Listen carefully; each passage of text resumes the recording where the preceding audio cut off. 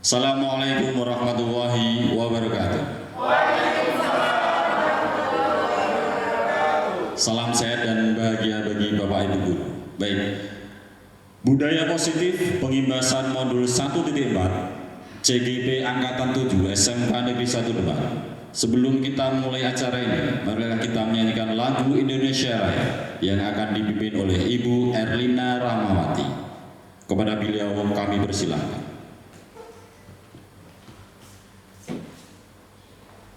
Hadirin dimohon berdiri.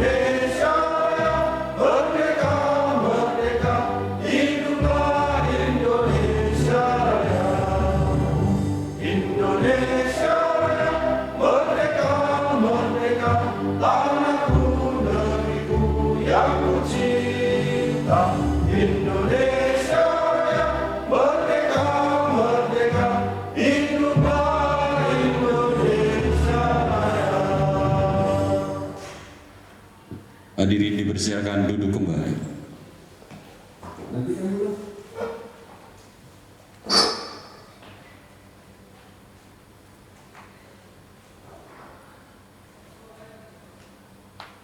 Bapak Ibu yang berbahagia, marilah kita mulai acara hari ini dengan membuka doa bersama yang akan dipimpin oleh Bapak Sugeng Samsudin. Kepada beliau kami persilakan.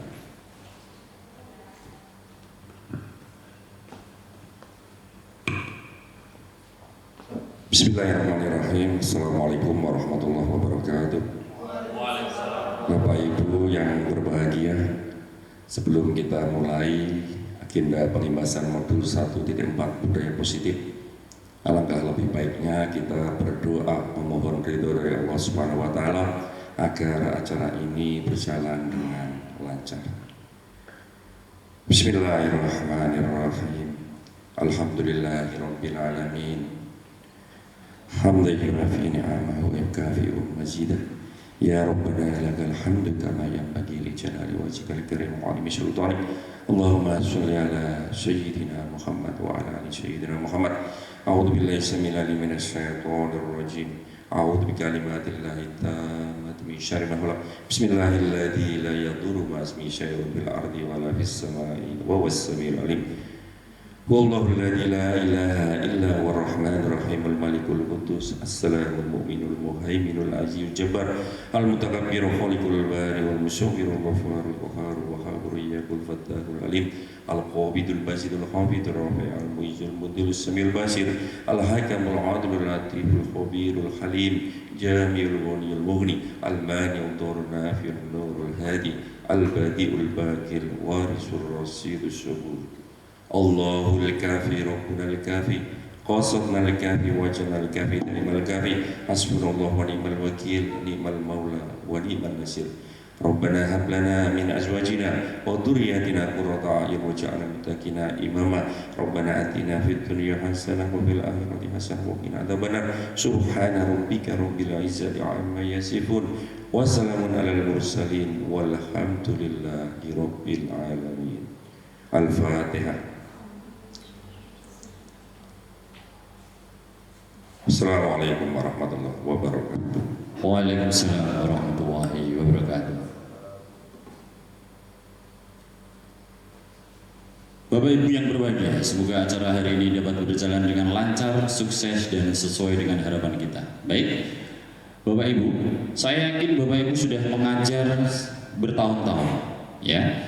Budaya positif yang sudah Bapak Ibu salurkan kepada anak-anak pasti sudah melekat. Hari ini kita akan mempelajari sekaligus menerapkan budaya positif yang ada di sekolah kita, agar anak-anak memiliki karakter yang kuat sesuai dengan profil belajar Pancasila. Bapak Ibu, akan ada beberapa materi yang akan disampaikan oleh Bapak Ibu calon guru penggerak angkatan 7 SMK Negeri 1 Demak. Yang pertama yaitu tentang paradigma perubahan belajar, yang akan saya sampaikan sendiri. Kemudian ada disiplin positif yang akan disampaikan oleh Ibu Fatimah. Kemudian ada motivasi perilaku manusia yang akan disampaikan oleh Bapak Doni. Kemudian kebutuhan dasar manusia yang akan disampaikan oleh Ibu Yasinta. Kemudian ada posisi kontrol restitusi yang akan disampaikan oleh Bapak Anjir. Kemudian ada keyakinan kelas yang akan disampaikan oleh Ibu Ardina.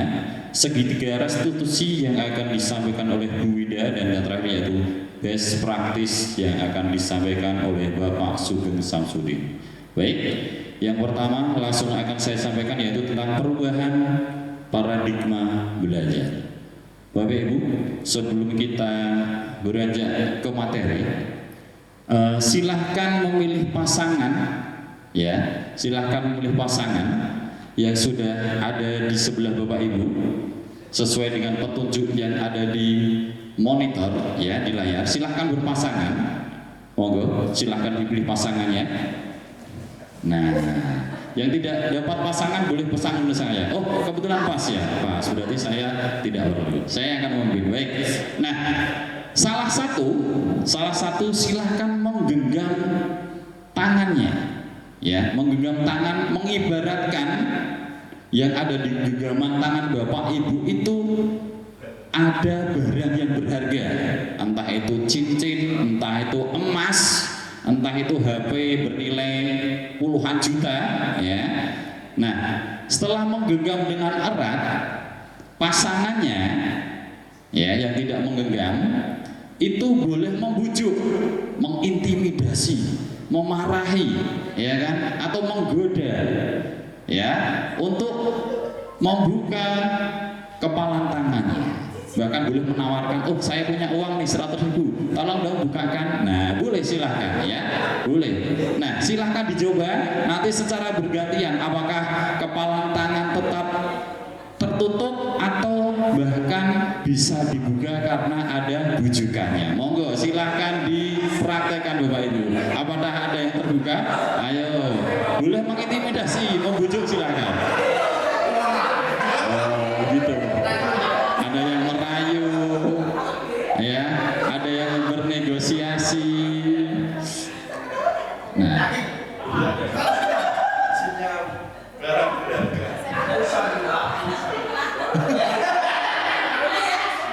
boleh, silahkan dengan cara apapun,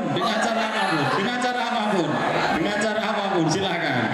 Boleh menawarkan amplop berisi uang juga boleh, silahkan. Boleh menawarkan amplop berisi uang, ya.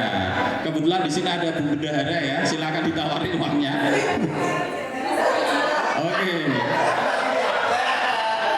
Oke, sekarang gantian pasangannya yang mengepalkan tangan, silakan tangannya ditutup, dan pasangan yang lain silakan membujuk. Apakah kepalan tangan tersebut mau dibuka atau tetap tertutup? Ya, ingat, itu adalah barang berharga Anda. Itu adalah barang berharga Anda. Oke, terima kasih Bapak Ibu. Silakan duduk ke tempatnya kembali. Nah, seru sekali, ya, seru sekali. Tadi saya lihat ada yang mengeluarkan amplop berisi ratusan rupiah, ya, ratusan ribu rupiah, entah itu uang sekolah atau saya nggak tahu, ya.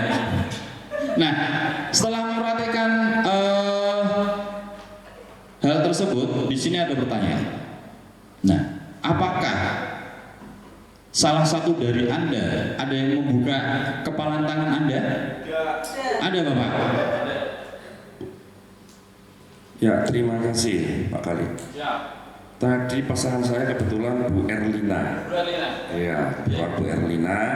Kemudian tadi Bu Erlina menggenggam sesuatu yang rahasia atau secret. Setelah saya bujuk sedemikian rupa, nampaknya beliau tidak mau membuka genggamannya. Tetap tidak mau. Tetapi ada saya memiliki cara bagaimana tangan itu bisa terbuka. Saya coba menebak tadi. Oh, menebak isinya apa itu? Jadi sedemikian rupa Ibu Erlina, Bu, itu isinya flash disk, Bu. Oh, flash disk. Tanpa sengaja beliau membuka tangannya.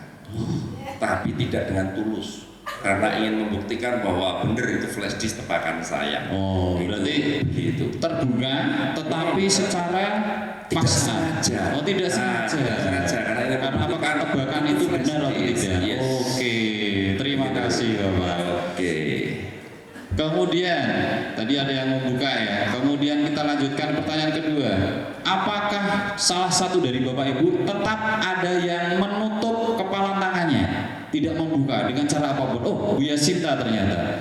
Bu Yasinta, kenapa Anda tetap menutup kepala tangan Anda, Ibu? Penawarannya kurang mahal, Pak. Oh, penawarannya kurang menggiurkan bagi Anda. Iya. Oh iya, penawarannya apa kalau boleh saya tahu, Ibu? Cuman ditawari Rp1.000. Oh, Rp1.000. Nggak cocok harganya. Tidak cocok dengan barang berharga Iya. Anda ya. Berarti tetap mengepalkan tangan. Iya. Oke. Terima kasih. Nah, siapa yang memegang kendali untuk menutup ataupun membuka kepalan tangan yang sudah Bapak Ibu praktekkan tadi? Ya, silakan Bu Erlina.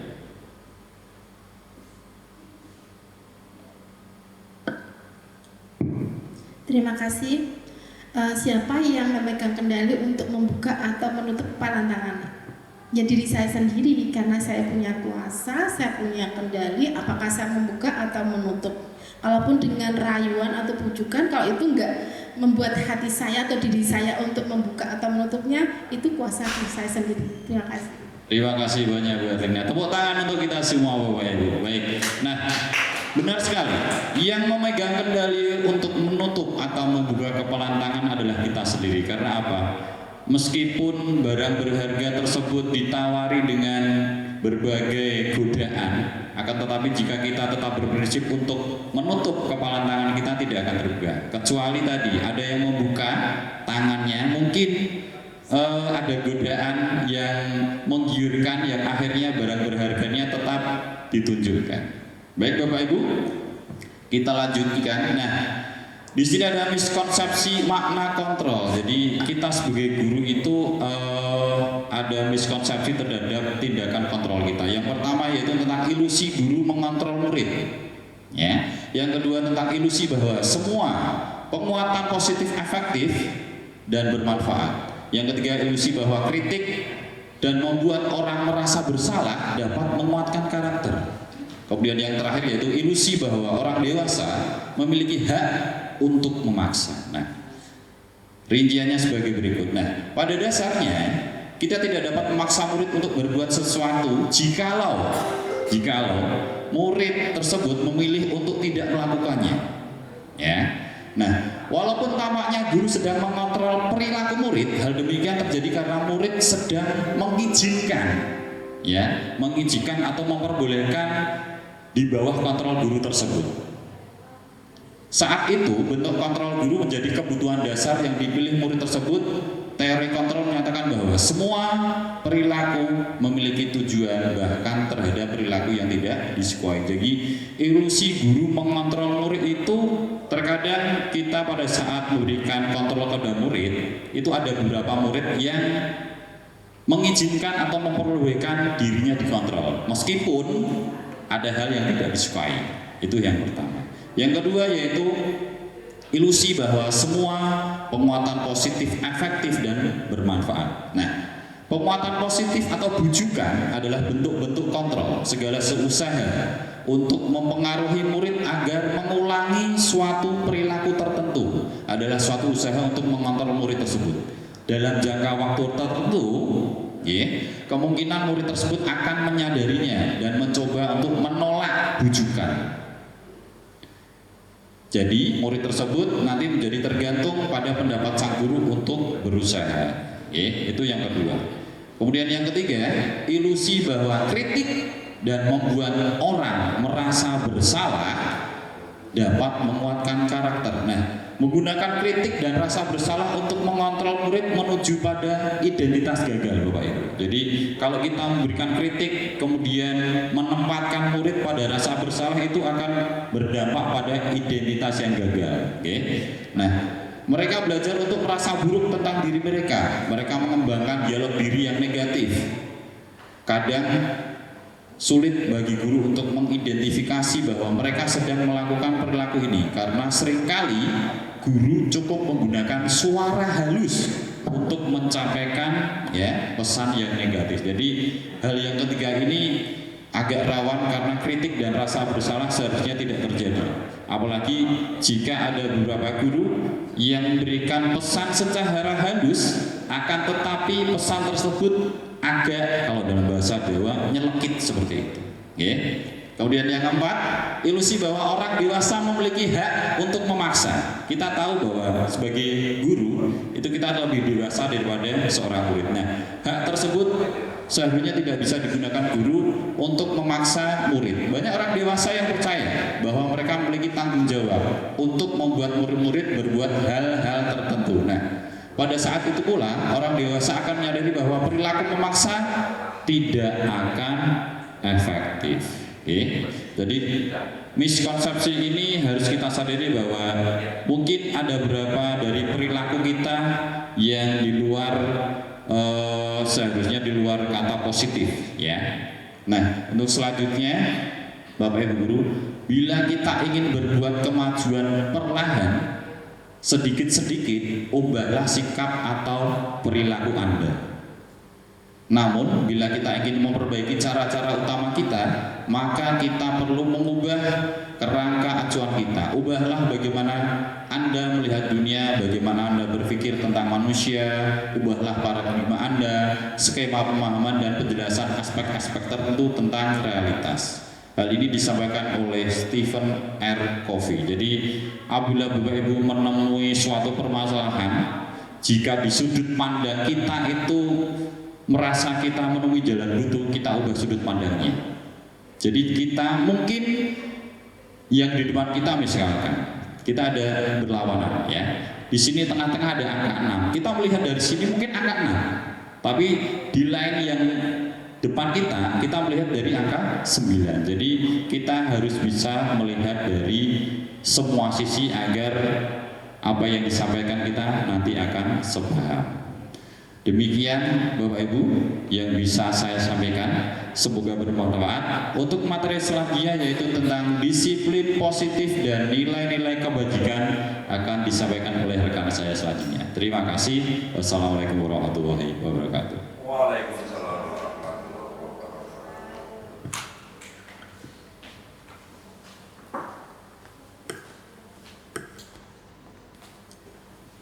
Oke, baik.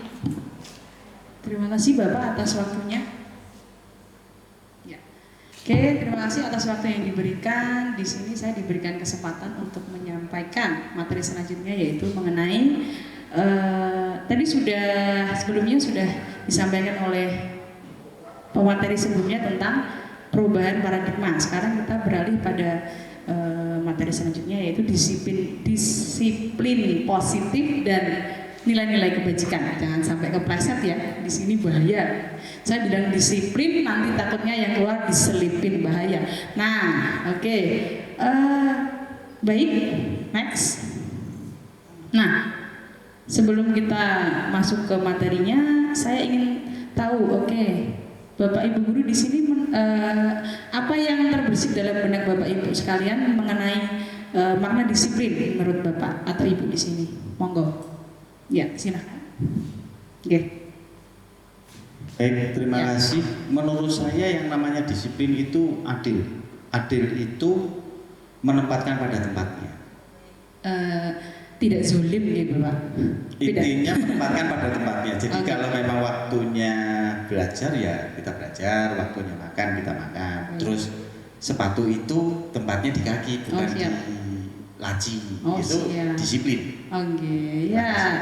Beri tepuk tangan dengan untuk jawaban dari Bapak guru hebat kita. Oke, tadi Bapak Dodi menyampaikan bahwa disiplin itu adil. Semua hal ditempatkan sesuai dengan porsinya, sesuai dengan tempatnya. Bahwa sepatu itu tempatnya di kaki, bukan di laci, atau mungkin bahkan di di bagasi motor gitu ya. Nah, seperti itu. Nah, mungkin ada pendapat lain mengenai disiplin, boleh? Ya, silakan Bapak, monggo. Ya. Menurut saya itu disiplin adalah teratur. Oke, baik. Teratur itu berarti sesuai dengan budaya yang ada. Oke. Jadi kebiasaan-kebiasaan yang baik dan itu kok bisa dilaksanakan secara terus-menerus itu juga bisa dikatakan disiplin. Jadi keteraturan itu yang bisa dikatakan disiplin. Ya. Terima kasih. Oke, terima kasih Bapak. Oke, ada pendapat lain bahwa mengatakan bahwa disiplin itu adalah teratur. Wah, ini mungkin ciri-ciri Bapak yang tertib, ya.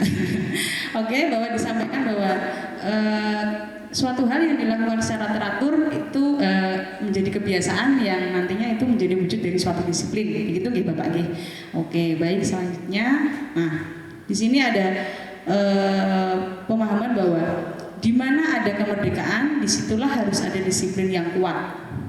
Sungguh pun disiplin itu bersifat self-disiplin, yaitu kita sendiri yang mewajibkan kita dengan sekeras-kerasnya, tetapi itu sama saja, sebab jikalau kita tidak cakap melakukan self-disiplin, wajiblah penguasa lain mendisiplinkan kita, dan peraturan demikian itulah yang ada di dalam suasana yang merdeka. Berikut adalah pemikiran dari salah satu pemikiran dari Ki Hajar Dewantara. Nah, maksudnya bagaimana, Ya, di sini disiplin diri.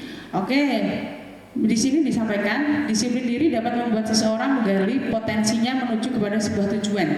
Nah, sesuatu yang dihargai dan bermakna. Dengan kata lain, disiplin diri juga mempelajari bagaimana cara kita mengontrol diri, bagaimana menguasai diri untuk memilih tindakan yang mengacu pada nilai-nilai yang kita hargai. Selanjutnya, seseorang yang memiliki disiplin diri berarti mereka bisa bertanggung jawab terhadap apa yang dilakukan karena mereka mendasarkan tindakan mereka pada nilai-nilai kebajikan universal. Nah, tadi yang sudah saya sampaikan, disiplin itu adalah yang pertama mengenai proses belajar. Karena seseorang itu belajar tidak hanya di sekolah. Di mana tempat dia berada, disitulah dia belajar. Entah itu di jalan raya, entah itu di mana dia berpijak, lah di situ dia belajar. Karena dia akan bisa mendapati suatu hal yang tidak dia ketahui sebelumnya. Oke, di sini orientasi tujuan, bahwa dia itu tujuannya awal apa.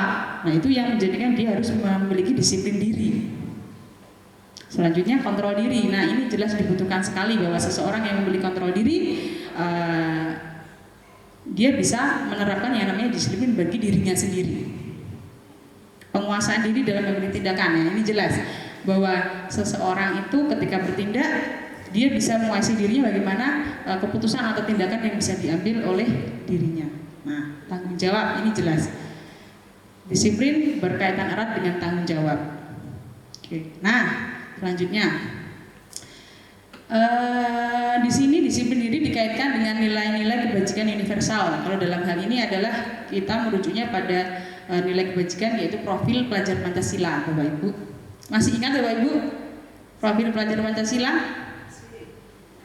Nah, yuk sambil mengingat apa saja bisa kita praktekkan mungkin dengan gerakan ya Bapak Ibu. Ada yang bisa? Oke, yang pertama profil pelajar Pancasila yaitu beriman dan bertakwa. Iya. Berkebinekaan global.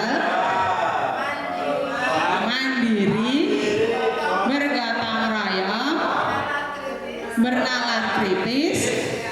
Kreatif. Nah, oke, terima kasih tepuk tangan untuk kita semua. Baik.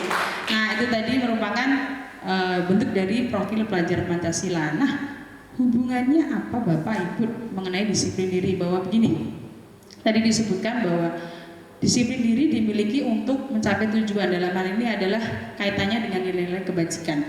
Tugas kita Bapak Ibu sebagai pendidik di sini kita diharapkan akan membentuk karakter dari anak didik kita yang merujuk pada nilai-nilai kebajikan, yaitu khususnya di sini adalah profil pelajar Pancasila. Begitu nggih Bapak Ibu? Oke, terima kasih atas waktu yang diberikan. Sehat selalu, salam bahagia. Wassalamualaikum warahmatullahi wabarakatuh. Terima kasih.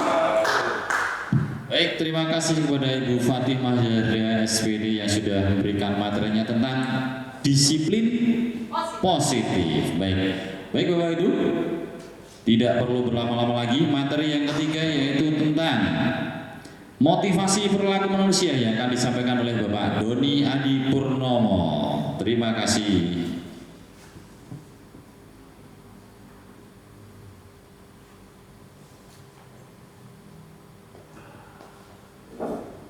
Bismillahirrahmanirrahim. Assalamualaikum warahmatullahi wabarakatuh.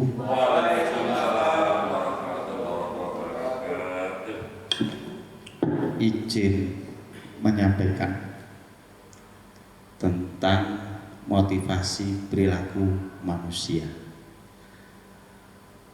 Saya harus memastikan apakah di sini semuanya manusia. Saya yakin tidak semua di sini manusia, karena mungkin di ujung-ujung sana itu ada semut, ada cicak di ujung sana. Jadi di ruangan ini semuanya tidak semua manusia ada di sini. Ada beberapa kalimat yang maknanya mungkin berbeda. Kalau izin bertanya, bagi Bapak Ibu yang merasa dirinya manusia,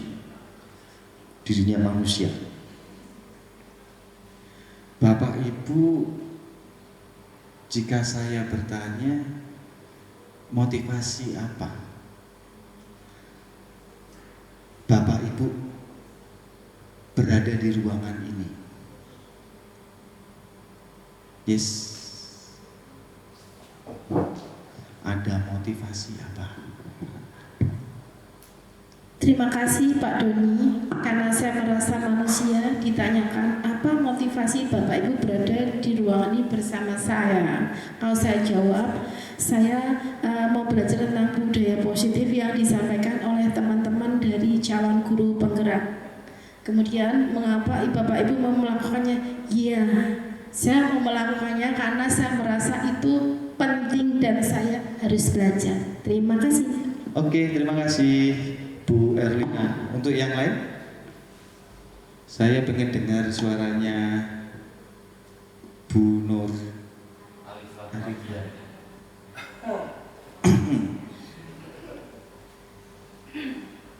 Kenapa Bu, Ibu ada di sini? Tolong jawab dengan jujur. Ya, terima kasih Pak. Jujur, motivasi saya berada di ruangan ini karena saya tadi diajak sama Pak Doni dan juga Pak Ajin. Dan terima kasih. Oke. Satu lagi, monggo siapa? Mungkin Bu Inayatul ini. Oh, senyum-senyum sambil menahan tawa. Iya, terima kasih Pak Doni. Untuk motivasi saya datang ke sini yaitu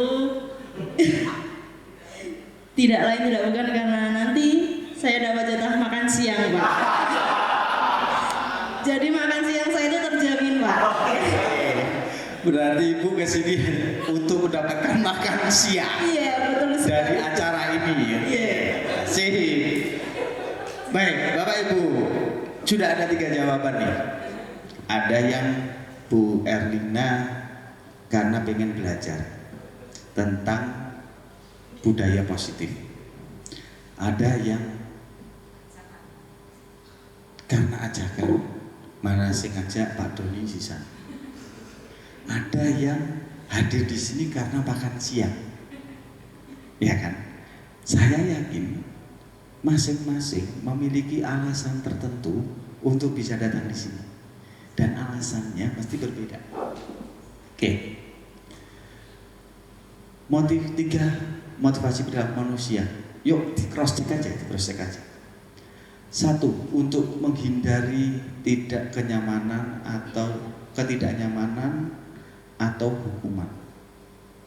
Mungkin karena yang mengajak saya kalau nggak datang dimarahin atau dicodaki, akhirnya datang. Sudah terjawab ya? Satu. Sudah terjawab ya? Satu. Untuk selanjutnya, untuk mendapatkan imbalan atau penghargaan dari orang lain. Sudah terjawab ya? Apa tadi? Makan siang. Jelas ya? Yang ketiga, untuk menjadi orang yang merdeka, yang mereka inginkan dan menghargai diri sendiri dengan nilai-nilai yang mereka percayai, dengan keinginan untuk belajar. Ya, artinya Bapak Ibu, kita melakukan segala sesuatu pasti ada alasannya. Mungkin saya sendiri berbicara di sini pun juga ada alasan. Tugas, tuntutan. Ini kalau saya kategorikan semuanya ada sih. Saya menghindari hukuman, ya, karena kalau saya tidak melaksanakan tugas saya pasti kena hukuman. Saya juga ingin mendapatkan imbalan, saya juga ingin dapat makan siang. Untuk menjadi orang yang diri saya untuk menambah keilmuan juga iya. Jadi tinggal mana dari ketiga itu yang persentasenya lebih tinggi, yang dominan. Bila di sekolah Anda tidak ada peraturan yang mengharuskan guru datang tepat waktu dan tidak ada surat teguran bagi guru yang datang terlambat dan tidak ada atasan yang memuji Anda, apakah Anda tetap datang tepat waktu untuk mengajar murid-murid Anda? Bisa dijelaskan? Ini saya teringat dengan lagunya. Itu lagunya Dewa atau lagunya Krisya ya? Oh, Krisya ya? Almarhum Krisya. Jika surga dan neraka tak pernah ada, apakah kita akan tetap menyembah Tuhan? Ya, mungkin kita akan terjerumus di ateis. Karena tidak ada surga dan neraka. Dan saya ingat betul pada waktu kita kecil, kita selalu di pendidikan agama yang pertama kali kita dengar itu apa? Ada surga dan neraka. Walaupun itu pemikiran kita terkunci pada pola pikir, apa yang kita lakukan itu harus dapat imbalan, harus dapat konsekuensi. Kalau kita berbuat baik, kita beribadah, maka kita akan mendapatkan pahala dan kita akan masuk surga. Sedangkan kalau kita nggak baik, kita nggak beribadah, maka kita akan masuk neraka. Itu yang motivasi kita supaya kita berbuat baik. Padahal, maaf, syarat masuk surga dan neraka ada yang tahu? Beragama Islam, baik. Ada yang pendapat lain? Betul. Apapun yang kita lakukan selama kita belum mati, kita tetap aja di dunia, nggak bisa masuk surga. Pemikiran yang sangat cerdas dan mendasar. Jadi kita mau haji 50 kali, umroh 200 kali dan lain sebagainya, kita beramal ibadah terus dan lain sebagainya, selama kita masih hidup kita nggak bisa masuk surga. Gitu nggih. Oke, bisa ada perwakilan untuk menjawab ini? Jika kita dibebaskan, seandainya kita nggak ada aturan, nggak ada teguran, tidak ada kewajiban, apakah kita akan terus mengajar dan apa kita tetap akan disiplin. Monggo Bu Er. Terima kasih. Saya akan mencoba bicara. Bila di sekolah Anda tidak ada peraturan yang mengharuskan guru datang tepat waktu dan tidak ada surat teguran bagi guru yang datang terlambat dan tidak ada atasan yang memuji Anda, apakah Anda akan tetap datang tepat waktu untuk mengajar murid-murid Anda? Jelaskan alasannya.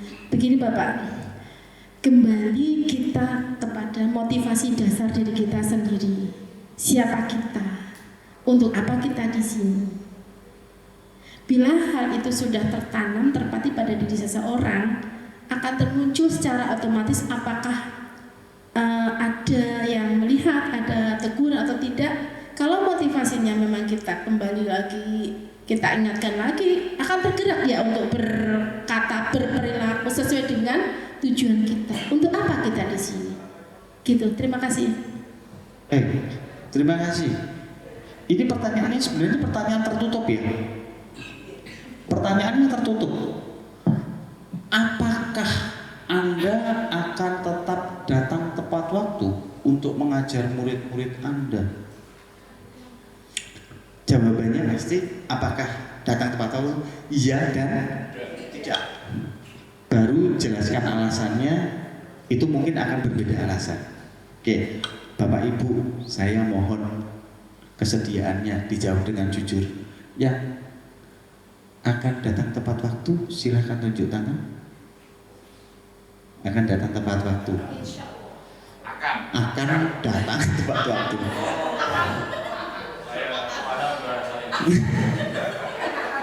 Akan dulu ya, akan. Yuk, tunjuk tangan. Oke. Ada yang tidak tunjuk tangan. Berarti ada kemungkinan. Mungkin yang disampaikan Bu Erlina tadi memang benar. Kita menjadi seorang guru itu kita terkotak-kotak menjadi beberapa bagian. Kalau menurut saya, guru sebagai pekerja, pencari penghasilan dengan cara mengajar, guru sebagai guru panggilan jiwa, atau guru yang terjebak. Guru yang terjebak, jadi nggak pengen jadi guru tapi lapangannya di situ jadi guru tenang gitu. Ada seperti itu, teman-teman ada ya? Ada. Jadi pendidikannya nggak guru, studinya nggak guru, kerja jadi guru. Ada. Saya kejebak jadi guru. Nah, ada yang memang studi dulu pengen jadi guru. Pokoknya aku cita-cita jadi guru terus, motivasi dia jadi guru. Kesampaian jadi guru ada. Ada yang salah jurusan pada waktu kuliah. Pilih jurusan wis pokok iki. Melu-melu koncone, tiba-tiba jurusannya guru. Akhirnya jadi guru, ada juga. Tapi bagaimana lagi? Apapun alasannya, kita kembali ke motivasi kita. Apakah motivasi kita itu intrinsik dari hati atau dari ekstrinsik? Intrinsik dari hati, dari diri kita, saya yakin apapun akan kita lakukan. Saya ingat pada waktu saya kecil masih sering naik sepeda, saya itu naik sepeda dari rumah saya Demak Kota sampai Dempet, numpak pit-pitan poso-poso. Karena ada motivasi diri, pit-pitan rono nyampe. Begitu sampai rumah, disuruh ibu saya beli cabai ke warung di kampung sebelah, nggak ada 500 meter. Saya nggak mau, karena instinktif dari luar, paksaan atau suruhan orang. Tapi kalau dari diri, kita akan dengan senang hati melakukannya. Pesan yang ada di materi ini, mari kita perbaiki diri, motivasi diri, supaya kita dapat melakukan tugas kita dengan baik. Dan saya ingat betul ada orang bijak mengatakan bahwasanya murid-murid kita itu adalah calon-calon pemimpin kita Saya sangat berharap mungkin saat ini saya bicara di depan murid, tapi harapan besar saya kelak saya akan duduk dan murid saya yang dulu saya ajar akan memberikan pelajaran kepada saya, karena mereka akan menjadi lebih baik daripada kita. Mungkin itu yang bisa saya sampaikan. Sudah jelas semua, nggih? Nggak perlu ada pertanyaan. Untuk selanjutnya kebutuhan dasar manusia, tongkat estafet akan saya serahkan pada teman. Silahkan yang merasa termotivasi untuk menyampaikan materi ini, kami persilahkan. Terima kasih. Assalamualaikum warahmatullahi wabarakatuh. Waalaikumsalam warahmatullahi wabarakatuh. Tepuk tangan yang meriah kepada Pak Doni. Materi yang super sekali, sangat menginspirasi bagi kita semua, gitu Bapak Ibu. Nah, untuk materi yang selanjutnya, kebutuhan dasar manusia. Ya, ini materi yang akan disampaikan oleh Ibu Yasinta Rizky Ananda. Kepada beliau kami persilahkan.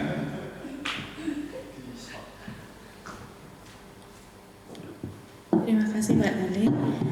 Saya nggak tahu apakah motivasi saya di sini termasuk yang terpanggil atau dipanggil. Dipanggil oleh Pak Dali dan terpanggil untuk wajib menyampaikan, begitu ya. Ibu Bapak, saya akan memulai dengan sebuah kalimat. Gimana Pak Cil? Oke. Setiap kita itu pasti sering atau beberapa tindakan yang kita lakukan tidak mungkin tidak punya alasan atau tidak mungkin tidak ada tujuannya. Setiap yang kita lakukan atau yang dilakukan oleh murid kita pasti ada alasannya. Ada sesuatu di balik setiap tindakan yang kita tunjukkan. Termasuk hari ini saya di sini juga punya tujuan. Tujuannya apa? Untuk memenuhi kebutuhan saya. Salah satu kebutuhan yang ingin saya penuhi adalah kebutuhan untuk bersenang-senang di sini, gitu ya.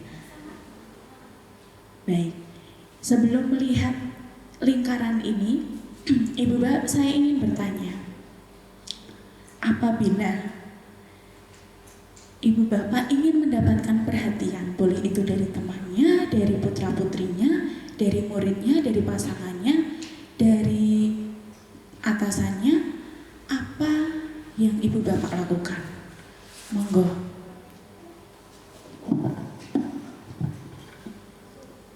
Bu Erlina, silakan.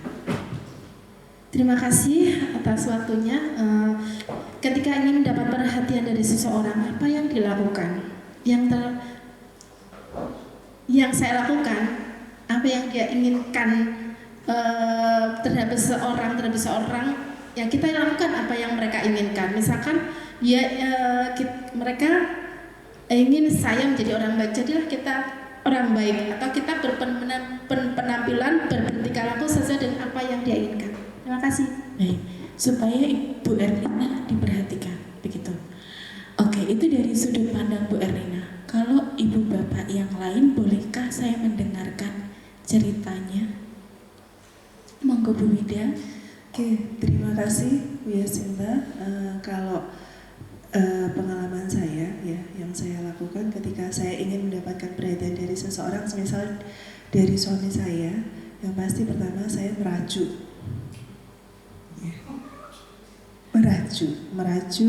atau mungkin pastinya ketika saya merajuk atau mungkin saya diam atau saya mungkin menunjukkan muka yang sedikit masam misal atau diam saja, pasti suami saya akan bertanya, nopo to Dik? Seperti itu, yang tidak biasanya seperti itu, dan pasti akan terjadi apa yang saya inginkan itu akan dipenuhi seperti itu, gitu Bu Yasinta. Oke, terima kasih Bu Wida. Oke, ada lagi? Oke, boleh. Ini dari sudut Bapak-bapak, silahkan Bapak. Terima kasih Bu Yasinta. Saya mewakili suami-suami yang ingin mendapat perhatian dari istri, begitu Pak Doni.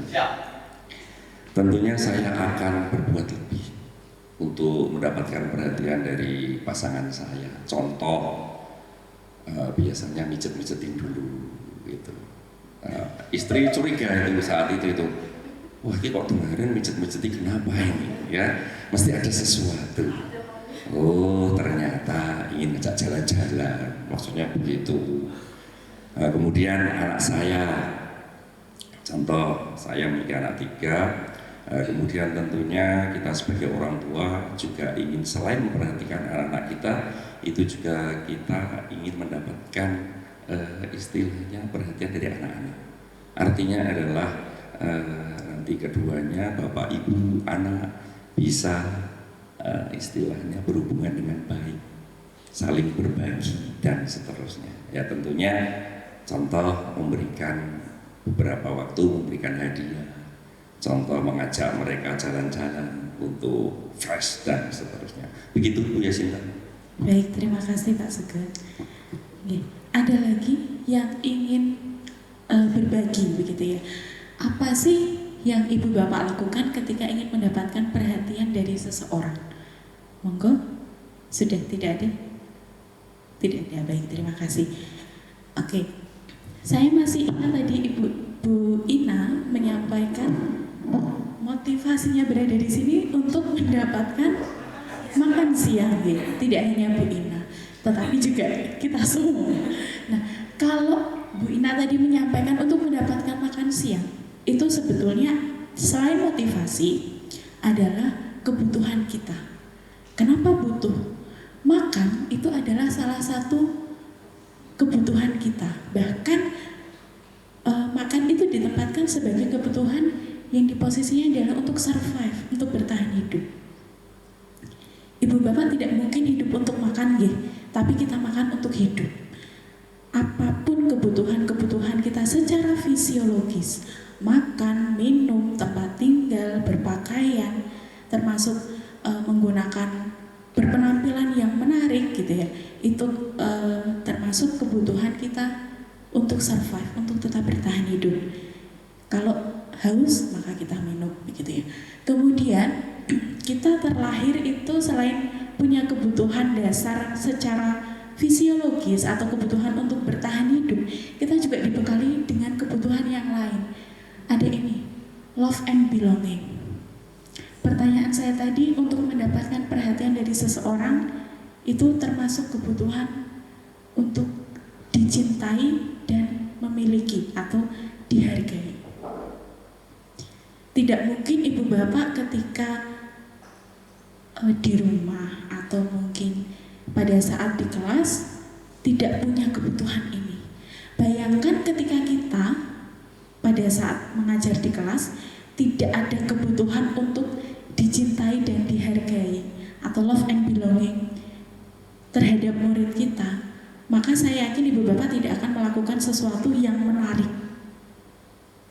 Ibu bapak tidak akan membuat media yang menarik, menyampaikan dengan cara yang sebegitu luar biasa sampai murid-murid itu terpana dan terpesona untuk melihat, mendengarkan apa yang ibu bapak sampaikan. Kemudian ada kebutuhan ini, power. Power ini kekuasaan. Saya yakin tidak ada dari kita yang ingin ditindas. Begitu nggih? Sepakat nggih? Termasuk untuk menunjukkan, melihatkan bahwa kita itu punya potensi. Potensi apa saja yang kita miliki termasuk sebagai kebutuhan untuk power ini. Kemudian ada kebutuhan bersenang-senang. Kenapa ibu bapak healing? Kenapa ibu bapak melakukan di handphonenya diinstal permainan? Yang punya kebutuhan untuk bersenang-senang ternyata tidak hanya anak-anak kita, tapi kita juga masih punya kebutuhan ini, dan juga untuk bebas. Walaupun disiplin, peraturan yang ada itu harus kita taati, kita patuhi, tapi kita juga butuh untuk ada space untuk bebas, begitu nggih? Nah, oke. Kalau kita sudah paham kebutuhan kita dan yang 5 Bapak pahami untuk melihat apa sih kebutuhan dari murid kita, maka ibu bapak akan lebih mudah dalam mengenali dunia berkualitas. Dunia berkualitas ini kalau di bahasa saya mengatakan di bahasa psikologinya kami mengenal dengan internal frame of reference. Nah, ini bagian dari hal yang terpenting. Dunia berkualitas ini adalah ketika kita melihat apa yang bermakna, apa yang istimewa, apa hal-hal yang penting yang ada di dalam diri kita. Ketika kita sudah bisa mengenali dunia berkualitas kita, maka akan jauh lebih mudah untuk memasuki dunia berkualitas yang dimiliki oleh murid-murid kita.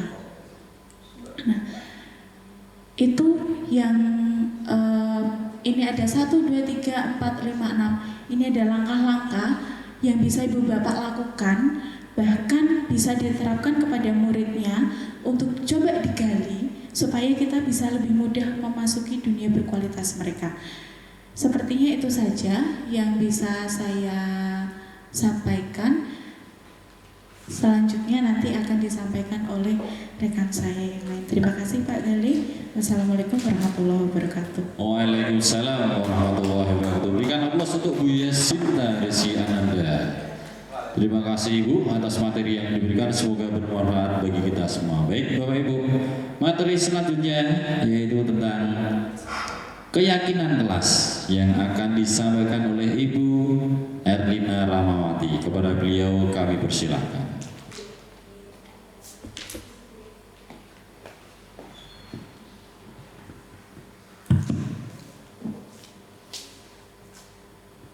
Terima kasih kepada Bapak Gali dan teman-teman semuanya yang masih setia bersama kita ya.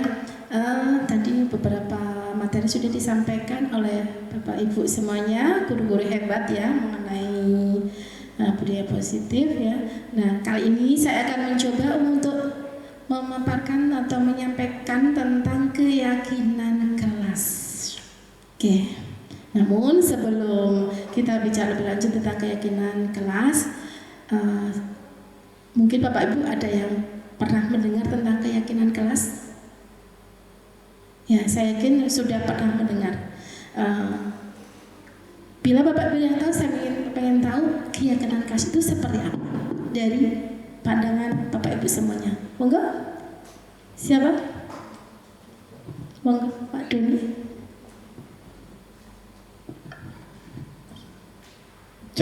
Keyakinan kelas menurut saya adalah satu kontrak belajar di dalam kelas di mana kesepakatan antara guru dan siswa dalam menjalani atau mengikuti pembelajaran, melaksanakan pembelajaran di mana supaya kedua belah pihak sama-sama mengetahui aturannya dan kedua belah pihak sesuai mengikuti aturannya. Mungkin itu, terima kasih. Terima kasih Bapak Doni. Kontrak kerja antara guru dan siswa di dalam kelas. Mungkin ada Bapak Bu pandangan yang lain, silakan. Ada yang menyampaikan? Sudah, oke. Terima kasih. Nah, betul apa yang dikatakan Pak Doni, semacam kontrak kerja antara guru dengan siswa di dalam kelas itu sendiri. Dan intinya nilai-nilai yang ada di dalam keyakinan kelas itu bersifat positif. Keyakinan kelas itu sesuatu yang kita yakini, keyakinan kita yakini bahwa itu sesuatu yang benar, positif, yang terlahir atau muncul dari diri seseorang, ya, dari siswa, ya, di mana siswa tersebut sepakat untuk bisa menjalankan secara bersama-sama untuk menuju kelas idaman atau kelas impian. Nah, dan untuk mendukung, mengapa keyakinan kelas bukan peraturan kelas? Kita sering mendengar namanya peraturan, tapi keyakinan beberapa kali sudah mendengar mungkin, tapi belum begitu familiar. Mungkin ada yang bisa memberikan argumentasi kenapa harus keyakinan bukan peraturan kelas. Monggo, ada yang menyampaikan pendapatnya? Monggo Bu Wida, silakan.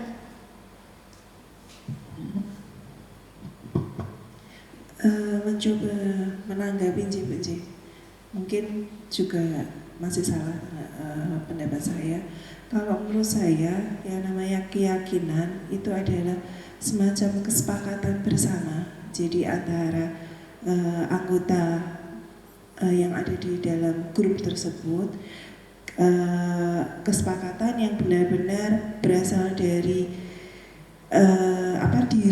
diri dari anggota grup seperti itu. Sedangkan untuk peraturan itu cenderung mungkin hanya sebatas salah satu orang saja yang menentukan seperti itu. Jadi tidak anggota tim gitu, seperti itu, Bu. Terima kasih dari Bu Wida. Kalau keyakinan diri anak sendiri di dalam kelas itu yang disepakati secara bersama-sama, sedangkan peraturan dari satu orang. Mungkin ada pendapat yang lain?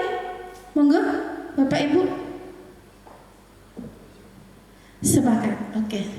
Mengapa keyakinan kelas? Kita pakai keyakinan, bukan peraturan. Nah, di sini keyakinan tadi sudah disampaikan bahwa itu keyakinan itu berupa nilai-nilai kebajikan, nilai-nilai positif.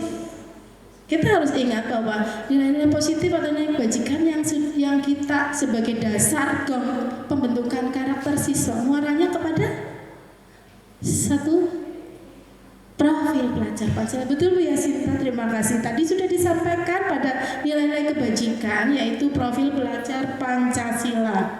Ya, antara lain yang pertama adalah beriman bertakwa pada Tuhan Yang Maha Esa.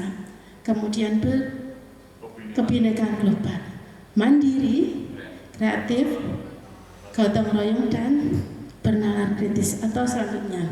Nah, tadi kita sampaikan bahwa kenapa keyakinan bukan peraturan. Nah, untuk mendukung motivasi intrinsik tersebut, kita kembali pada nilai-nilai keyakinan yang lebih menggerakkan seseorang untuk mengikuti serangkaian peraturan. Karena kalau kita keyakinan kita yakini berasal dari kita, yang muncul dari motivasi diri kita sendiri, kita di dalam kelas tersebut akan sepakat untuk bisa menjalankannya atau bisa mengikuti kesepakatan tersebut. Mungkin ada beberapa yang lalai, tapi bila mana hal itu terjadi, kita bisa sampaikan, kita ingatkan. Masih ingat gak keyakinan kelas kita yang sudah kita buat bersama-sama? Nah, keyakinan tersebut kita buat secara bersama dengan dasar dari muara profil kita dan nilai-nilai kebajikan yaitu profil pelajar Pancasila serta hal-hal yang berkarakter siswa yang baik. Misalkan bertanggung jawab, disiplin dan sebagainya. Di situ kita sebelum kita membentuk sebuah keyakinan kelas, pemahaman tersebut kita sampaikan kepada anak-anak. Apa yang ingin kamu lakukan? Apa yang tidak akan dan tidak akan kita lakukan? Datang tepat waktu atau tidak datang terlambat? Kita membuang sampah misalkan, kita yakin saya tidak akan membuang sampah sembarangan atau saya akan buang sampah pada tempatnya. Dan kita harus pahamkan dulu kepada anak-anak semuanya bahwa kita tetap mengarah pada karakter baik, karakter positif. Klik. Ini sedikit sebelum saya membentuk sebuah keyakinan kelas kepada anak-anak. Itu pemahaman tentang nilai-nilai kebajikan kepada anak saya sampaikan terus di awal agar mereka selalu ingat. Bisa di-stop, Pak?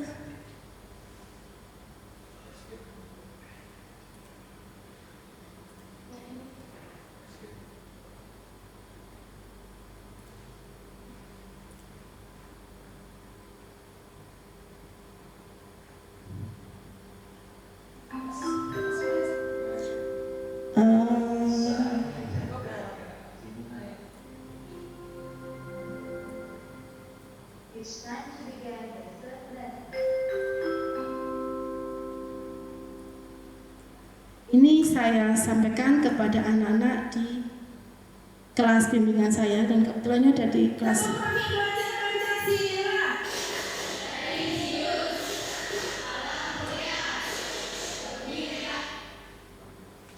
Nah, itu saya buat tepuk profil pelajar Pancasila supaya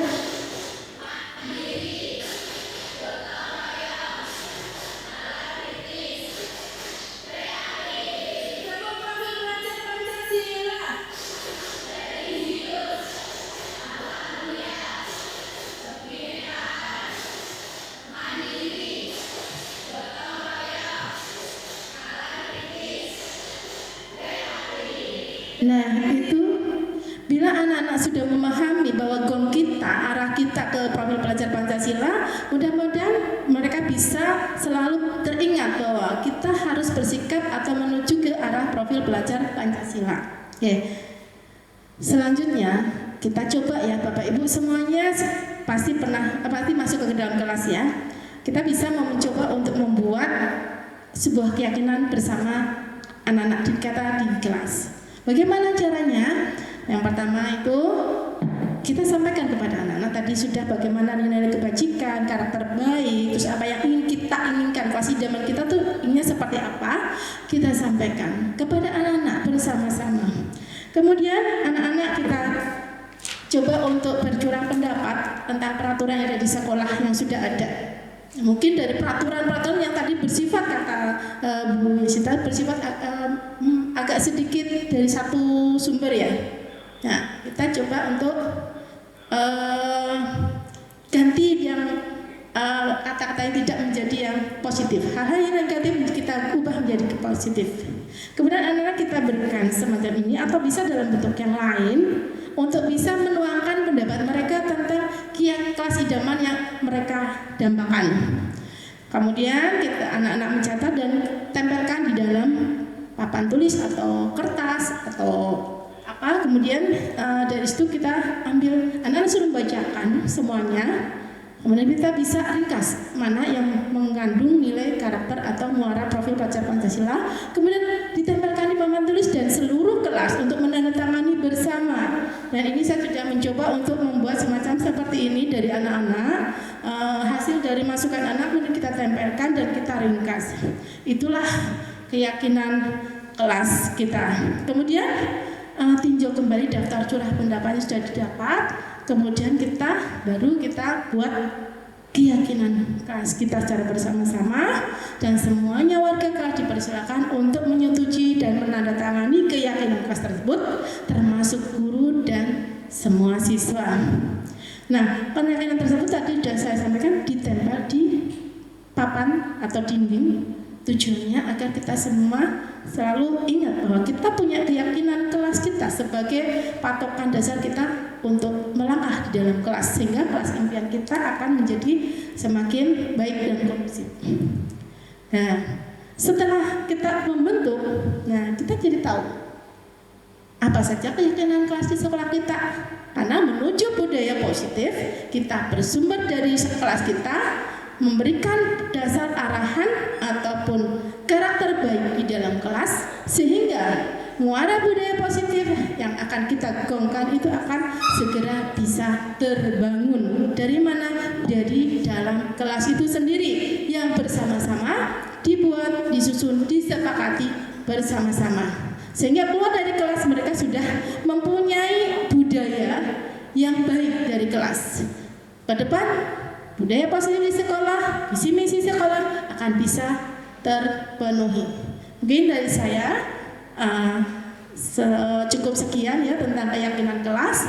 Mungkin ada yang bisa disampaikan nanti. Terima kasih. Assalamualaikum warahmatullahi wabarakatuh. Selanjutnya saya serahkan kepada moderator. Terima kasih. Assalamualaikum warahmatullahi wabarakatuh Ibu Herlina. Baik. Untuk materi yang selanjutnya yaitu tentang posisi kontrol restitusi akan disampaikan oleh Bapak Anjir Rahmat. Kepada beliau kami persilakan.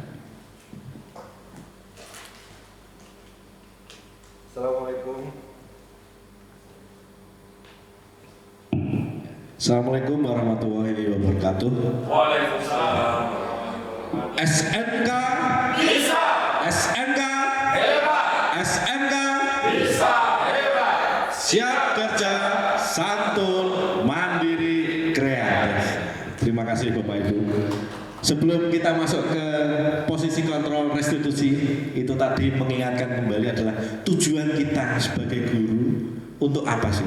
Yaitu tadi untuk mendidik para siswa kita supaya apalagi di SMK ini untuk siap kerja, santun, mandiri dan kreatif. Oleh karena itu ada beberapa indikator yang nanti kita harus mengintrospeksi diri kita melalui 5 posisi kontrol ini, supaya apa tadi yang di awal sudah disampaikan oleh Ibu Fatimah, yaitu tentang budaya, disiplin itu bisa terlaksana, baik itu di lingkup sekolahan, baik itu di dalam kelas pada saat mengajar, hingga nanti masuk dalam keyakinan kelas. Nah, oleh karena itu kita sebagai guru pasti masing-masing memiliki gaya dalam memberi mengajar ataupun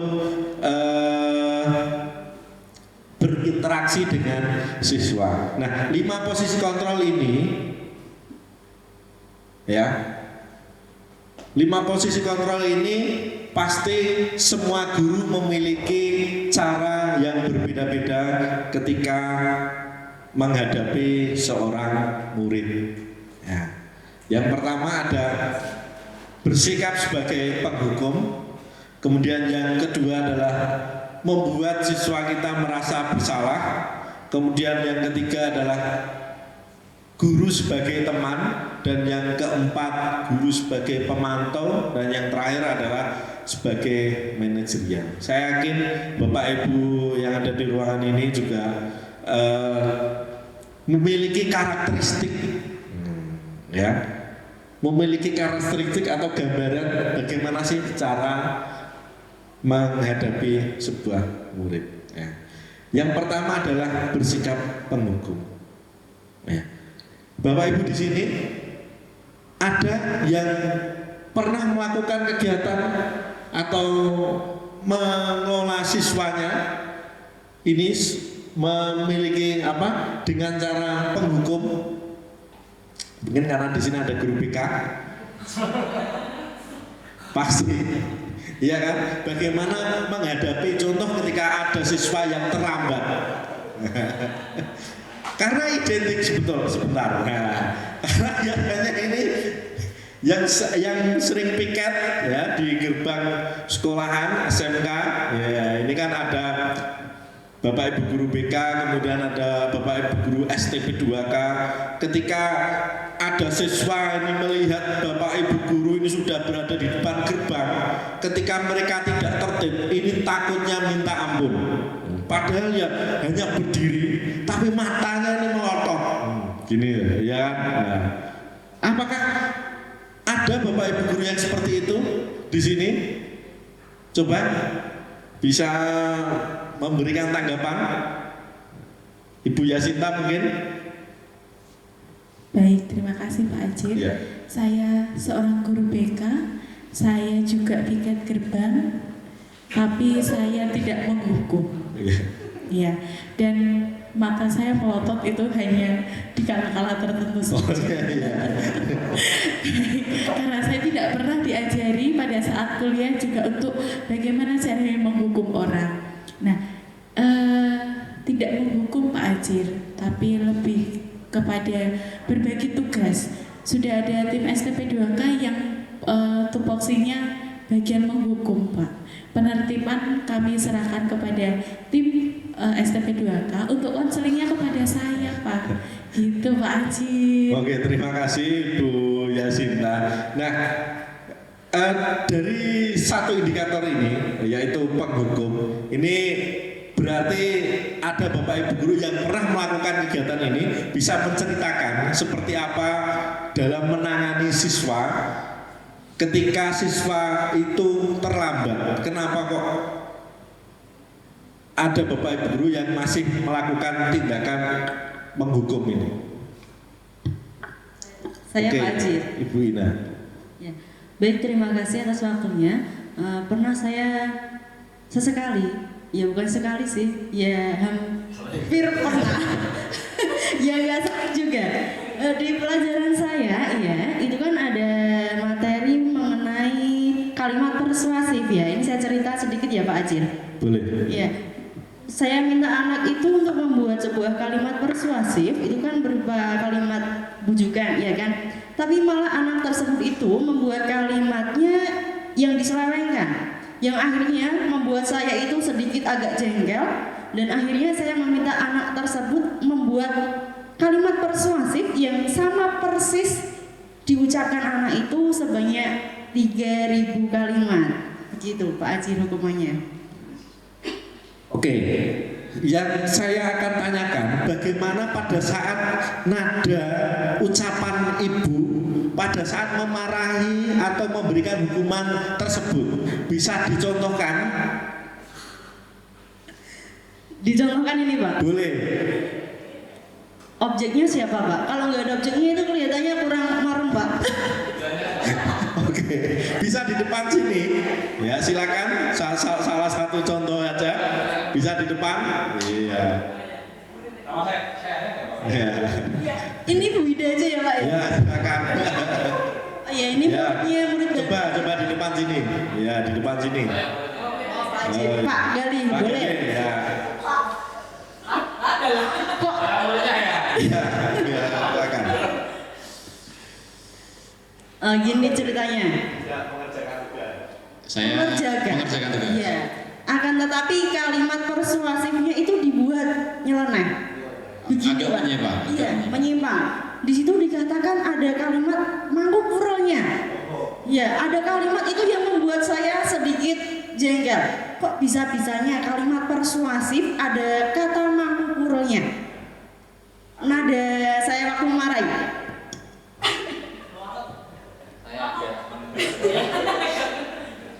agak menunda apa agak Siswanya kebetulan agak merunduk karena merasa bersalah.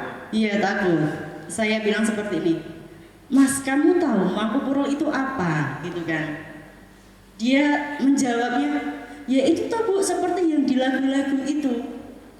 Lah kamu tuh tahu purul itu apa? Jawab Pak Gali. Belakangnya sih usel-usel gitu kayaknya. Depannya saya nggak tahu. Terus tak bilangin lagi, purul. Oh nek rarati to nak, mending nggak usah menjawab, bilang aja nggak tahu.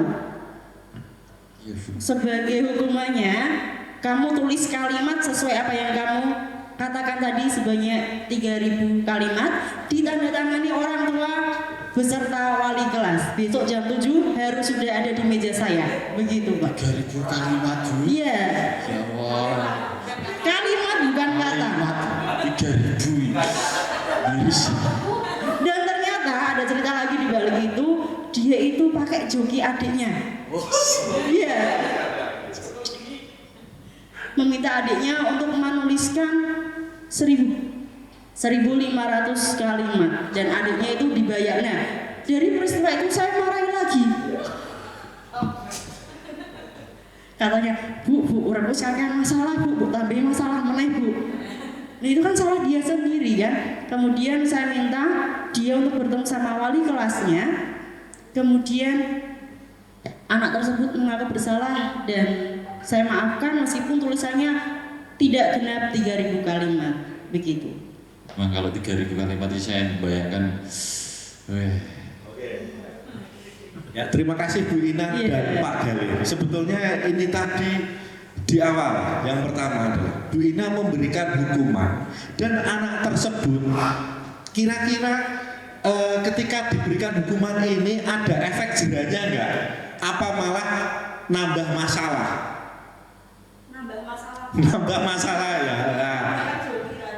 Oke, menggunakan joki tadi ya berarti nanti kita semua bisa belajar dari 5 posisi kontrol ini, mana yang efektif kita berikan kepada siswa kita untuk mengatasi permasalahan yang dihadapi oleh murid kita. Ini nanti yang sesuai di mana. Nah, tadi saya juga mendengar akhirnya diberikan apa Bu Ina? Yang terakhir tadi diapakan? Iya, dinasehati. Nah, ini juga, kalau tadi di hukuman disuruh menulis, ini termasuk dari indikator penghukum. Kemudian tadi Bu Ina juga memberikan nasihat. Berarti ini membuat merasa bersalah anak tersebut. Nah, gitu. Jadi dinasehati, kemudian kenapa sih kamu kok melakukan itu, jangan seperti itu, apa kamu nggak kasihan sama ibu, kok kamu terus-menerus seringkali membuat kesalahan. Nah, akhirnya mereka merasa bersalah dan tidak mengulang kembali. Nah, mungkin ini juga salah satu bisa dibuat solusinya. Tinggal porsi kesalahannya itu seperti apa, kan seperti itu. Ya, kalau tadi hanya melakukan kesalahan dan tidak diulang, mungkin bisa kita terapkan dengan cara membuat merasa bersalah dengan kita nasihati. Tapi kalau tadi kok kesalahan terlalu berulang-ulang dan sangat fatal, juga kita bisa berikan hukuman. Nah, kemudian yang ketiga, kita masuk sebagai teman. Nah, ini guru kok sebagai teman, muridnya nakal. Nah, ini apa hubungannya? Apakah kita membela atau memvalidasi bahwasanya kesalahan yang dilakukan oleh siswa ini bisa kita terima, atau kita ingatkan, atau kita bisa berdiskusi mengingatkan kepada murid itu untuk tidak melakukan kesalahan secara berulang-ulang. Nah, ini adalah salah satu contoh juga guru sebagai teman terhadap murid yang melakukan kesalahan. Gambarannya ketika saya berikan contoh, ketika ada siswa yang terlambat. Nah, ya. Kalau kita sebagai teman, ini pasti kita akan memberikan pertanyaan. Ya. Di sini indikatornya, kalau kita sebagai teman, ini nada suara ramah. Kenapa kamu kok bisa telat, Mas Gali? Maaf Pak, rumah saya jauh, ya kan? Dan juga bercanda. Loh kok rumahnya jauh? Kok sekolah di sini? Kok tidak sekolah yang dekat saja? Nah, ya kan? Gambarannya seperti itu. Kemudian juga senyum, ya kan? Ya udah, besok jangan diulangi lagi ya. Silahkan masuk ke kelas. Sudah pernah melakukan itu kepada murid? Apakah ada efek jerahnya? Kurang. Nah. Oke, nah ini juga bisa menjadi salah satu solusi. Kemudian yang keempat adalah sikap kita sebagai pemantau. Nah, ini pemantau dan manajer. Nah, ini biasanya dilakukan oleh siapa? Nah, kepala sekolah. Nah, bisa ya. Kepala sekolah wakal ya. Ini biasanya sudah masuk ke ranah pemantau dan manajer. Nah, kalau memantau hanya memvalidasi saja kesalahannya. Contoh, kamu tahu kenapa kamu telat? Ya Pak, dari apa hukumannya kalau telat? Sudah tahu keyakinan kelas yang sudah dibuat atau keyakinan aturan sekolah yang ada? Tahu Pak, kalau telat apa sanksinya? Misalkan, ya Pak, ini diminta untuk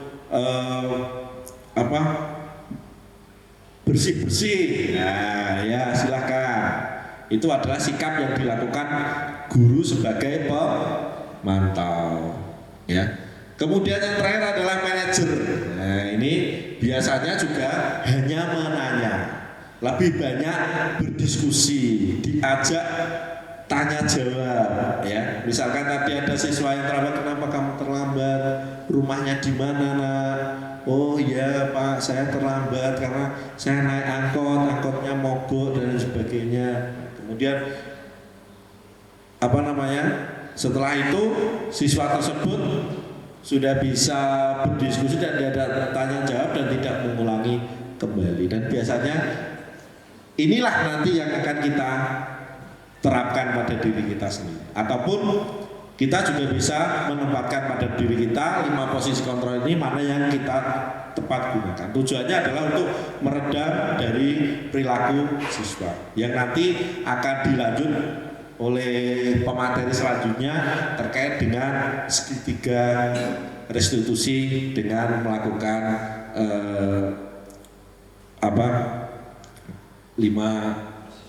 posisi kontrol ini yang diterapkan pada segitiga restitusi. Ya, jadi permasalahan-permasalahan yang ada kita lakukan, kita validasi dengan 5 posisi kontrol yang diterapkan pada segitiga restitusi.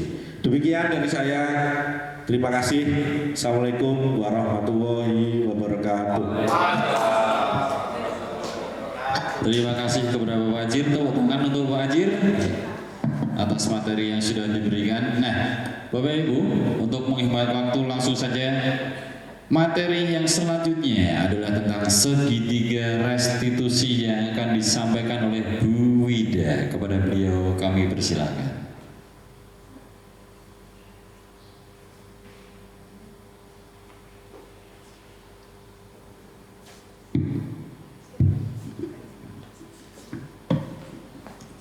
Oke, bismillahirrahmanirrahim. Terima kasih. Assalamualaikum warahmatullahi wabarakatuh.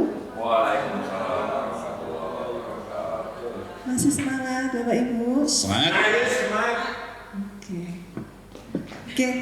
Tadi sudah dijelaskan ya oleh Pak Ajir Rahman bahwa terkait dengan 5 posisi kontrol kita sebagai seorang pendidik, ya di situ ada penghukum, kemudian ada pemantau, ada membuat rasa bersalah sebagai teman, dan pemantau, dan manajer.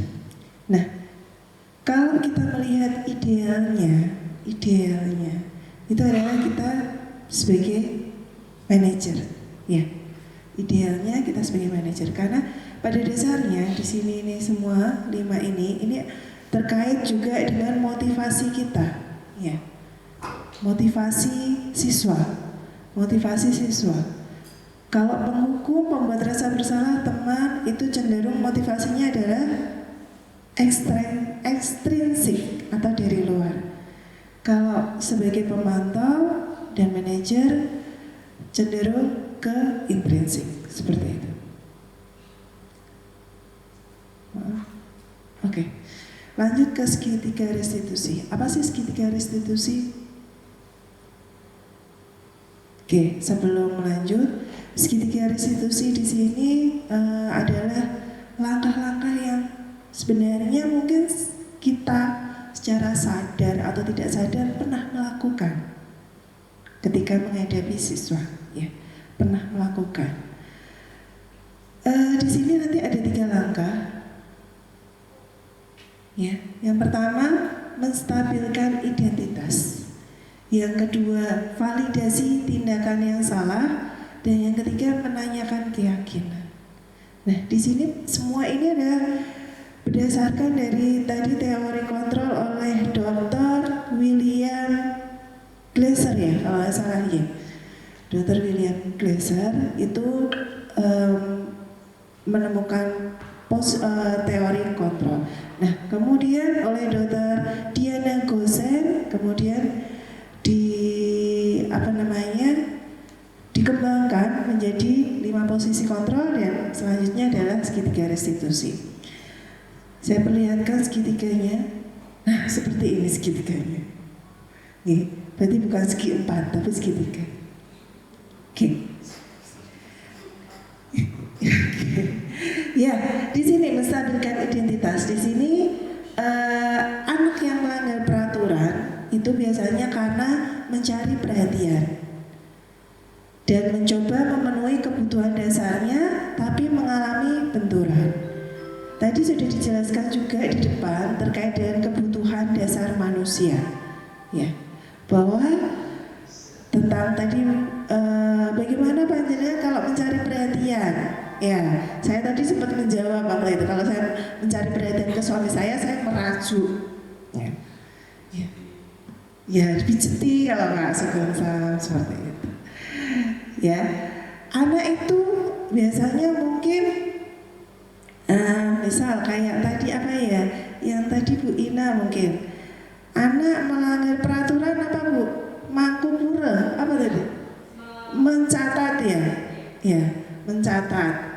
Mungkin dia mencari perhatian dari Bu Ina, ya, mencari perhatian dari Bu Ina, yang mana mungkin kebutuhan dasarnya ada ada yang tidak terpenuhi dalam diri si anak, tapi mengalami benturan seperti itu.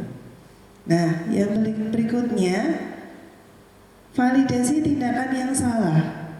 Setiap tindakan memiliki alasan. Kalau kita memahami kebutuhan dasar yang mendasari tindakan kita akan menemukan cara yang paling efektif untuk memenuhi tersebut. Tadi ada berapa kebutuhan dasar manusia? 5, ya.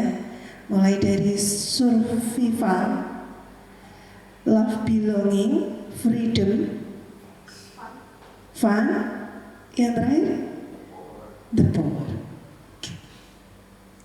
Kemudian yang ketiga, menanyakan keyakinan. Teori kontrol ini menyatakan bahwa kita pada dasarnya termotivasi secara internal. Ya.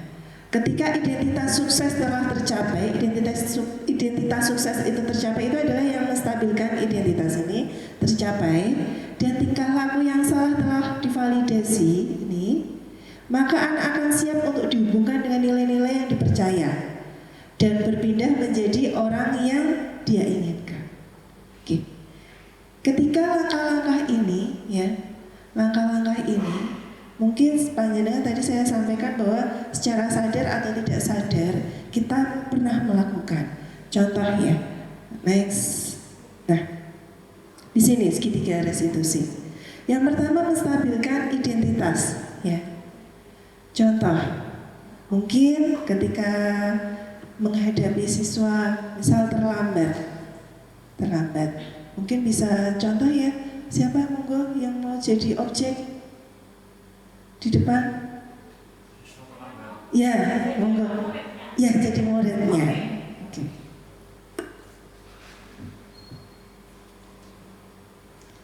Monggo biasa. Kayaknya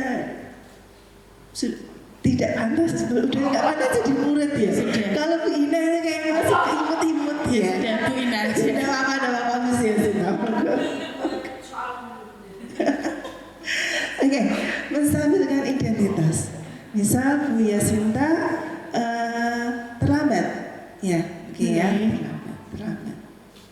Oke, kita bisa tanyakan, ya, kenapa kamu terlambat? Saya, nah, kenapa kamu terlambat, Nak? Anu Bu, Kenapa? itu airnya mati, mandinya jadi lama. Oh, airnya mati, mandinya jadi lama. Oke. Iya. Oke. Sampaikan ke anak. Karena anak mungkin saat dia terlambat, dia datang saat dia sudah airnya di rumah mati, ya, terlambat, pintu gerbang ditutup, dia jengkel nggak? Pasti ada perasaan jengkel, takut dan semacamnya. Kalau kita intervensi dia dengan ibaratnya kita sebagai penghukum, dia pasti akan menolak, tidak bisa menerima pembicaraan kita. Maka stabilkan dulu identitasnya. Katakan, setiap orang itu pernah melakukan kesalahan seperti itu, ya. Orang itu nggak ada yang sempurna. Ya, mungkin tidak cuma kamu yang pernah terlambat dan sebagainya. Ya, kamu bukan satu-satunya kok yang melakukan ini seperti itu. Temanmu banyak, mungkin ada yang kemarin terlambat dan sebagainya. Stabilkan dulu identitasnya seperti itu. Yang berikutnya adalah validasi tindakan yang salah, ya. Validasi tindakan yang salah. Misal kita tanya ya, tadi terlambat karena Airnya mati. Tanyakan alasannya. Airnya mati, belum sempat sarapan, mungkin ya. Lapar kan, dia sudah lari-lari, angkotnya mogok banyak, ngembes di jalan. Udah tambah lagi. Naiknya bis, kakinya diinjek orang, pacaran itu. Naiknya bis, kakinya diinjek orang karena pas cangkengan lagi mau meledak gitu ya. Jadi turun bis nggak bisa lari, Bu, sakit. Turun bis tambah ya, maka tanyakan dulu alasannya apa. Oke ya. Oke. Adakah cara yang lebih efektif untuk mendapatkan apa yang kamu butuhkan? Ya, misal kalau airnya mati, posisi nunggu air kelamaan, kira-kira apa yang harus dibutuhkan? Ya, oh ya sudah saya tak bawa mungkin ya. Dibawa sikat giginya, sabun mandinya, mandi di sekolah. Boleh Bu. Boleh. Oh iya, besok. Boleh ya? Boleh. Iya Bu. Mungkin seperti itu ya. Oke. Nanti dimarahin nggak Bu? Udah. Air sekolahan loh. Bukan air. Gratis. Oke. Kemudian. Oke. Yang berikutnya menanyakan kan dia sudah bisa menerima ya. Sudah bisa menerima. Langkah 1 sudah tercapai, menstabilkan identitas. Dia tenang dulu. Kalau kita konfrontasi dengan pertanyaan, dengan keinginan kita, maka dia nggak akan tercapai langkah 1-nya. Langkah 2 apalagi? Dia akan selalu defend. Dia akan selalu tidak mengakui kesalahannya, bahwa tindakannya itu salah, seperti itu. Yang berikutnya menanyakan keyakinan kelas. Keyakinan kelas apa yang telah disepakati? Kira-kira keyakinan kelasmu apa yang telah disepakati? Misal, berarti karena pintu gerbang itu ditutup jam 6.50 ya? Jam 7. Jam 6.50 ya Bu? Nggak tahu saya. Oh iya. Tanyakan keyakinan kelas. Tanyakan keyakinan kelasnya. Misal pintu gerbang ditutup jam 7, berarti dia harus berangkat maksimal jam 8. Jadi udah dibuka lagi. Jam 8 itu udah bukaan ya. Oke. Jam 6 maksimal jam 6.55 atau jam 6.50. Berarti apa yang terjadi? Kalau dia harusnya sudah tahu nih. Oh, kalau jam segini itu air di rumah saya mati. Berarti saya harus melakukan apa? Menampung, mengantisipasi untuk bisa melakukan keyakinan kelas yang telah disepakati. Dia bisa cari solusi, ya kan? Maaf. Matinya kan nggak terjadwal Bu. Kenapa? Matinya nggak terjadwal. Nggak tahu. Berarti bangunnya bisa lebih pagi. Oh iya itu Bu. Oke. Bisa dengan pertanyaan, kamu ingin menjadi orang yang seperti apa? Misal ditanyakan tentang keyakinan kelasnya, tentang dirinya dan sebagainya. Itu ya. Dan langkah-langkah ini tidak harus urut, ya, tidak harus urut. Bisa. Yang monggo Bu Yasinta, terima kasih ya Bu Yasinta sudah jadi objek murid. Tidak harus urut. Ya, mungkin kita pernah melakukan langsung memvalidasi dulu, atau mungkin mulai menstabilkan dulu dan sebagainya. Tapi yang pasti ketika menanyakan keyakinan, langkah 1 dan 2 itu sudah tercapai lebih dulu. Seperti itu. Jadi, mungkin Oke. Mungkin untuk terkait dengan segitiga restitusi cukup dari saya, ya. Terima kasih. Nanti jika ada pertanyaan mungkin bisa ditampung di akhir sesi. Seperti itu. Terima kasih. Untuk selanjutnya terkait best practice penerapan budaya positif melalui segitiga restitusi bisa disampaikan oleh Bapak Sugeng Samsudin. Terima kasih. Assalamualaikum warahmatullahi wabarakatuh. Waalaikumsalam warahmatullahi wabarakatuh. Tepuk tangan untuk Bu Wida. Baik, Bapak Ibu, materi selanjutnya yaitu tentang best practice penerapan budaya positif melalui segitiga restitusi yang akan disampaikan oleh Bapak Sugeng Samsudin. Kepada beliau kami persilakan.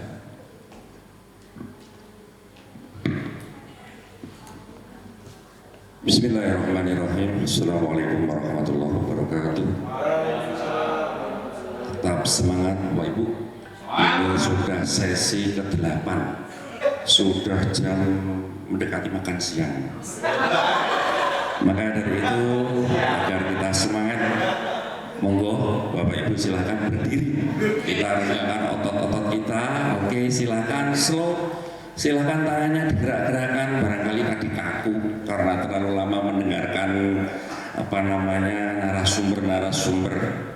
Iya, oke, terima kasih. Oke, sekarang tangan di atas.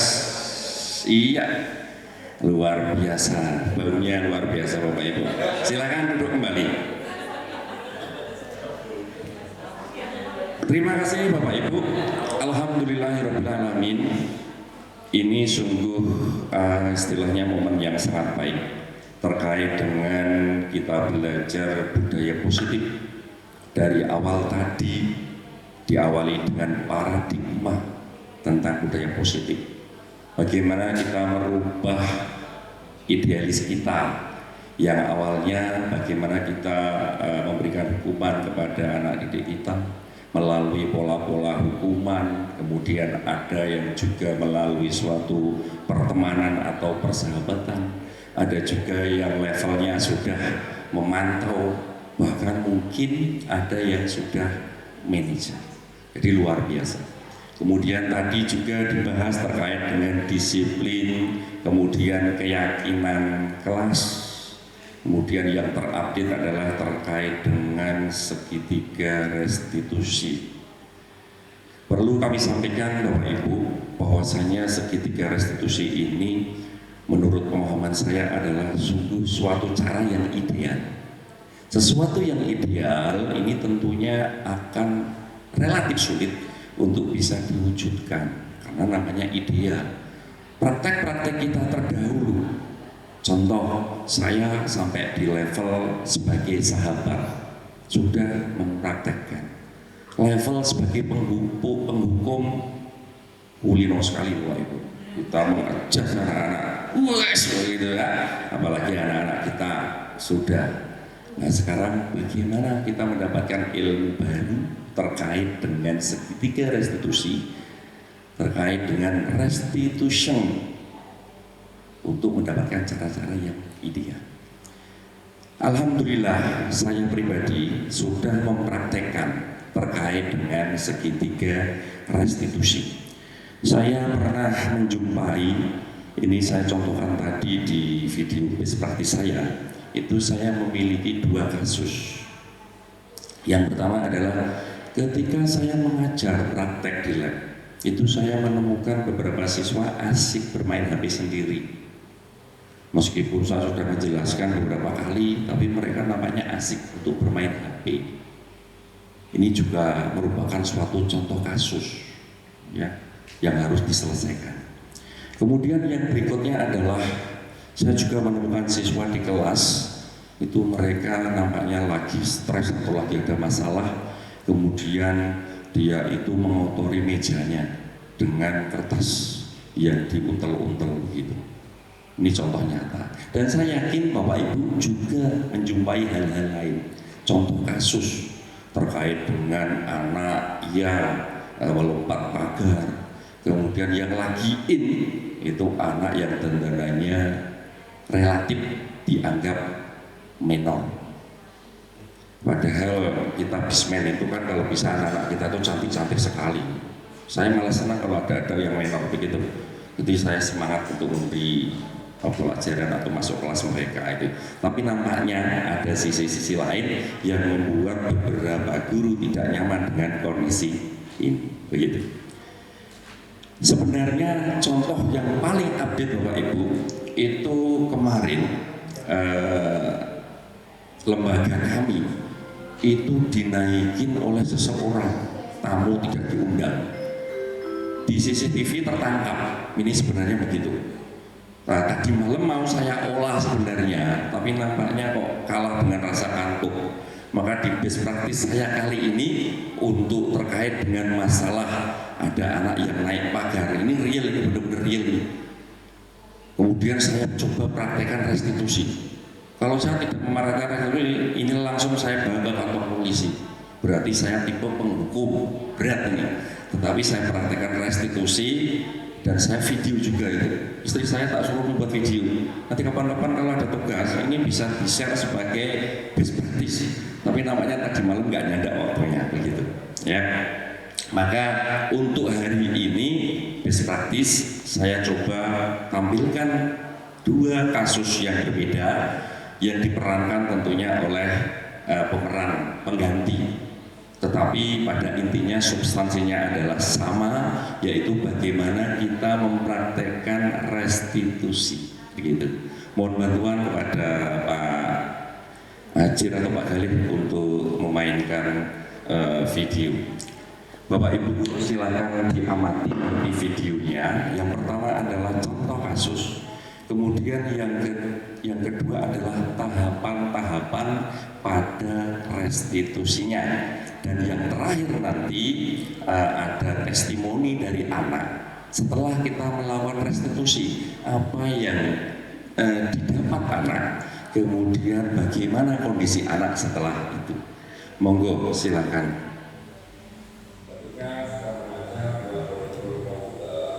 Saya melihat ada siswa yang sedang menunggu seperti melihat sesuatu di bawah. Kemudian saya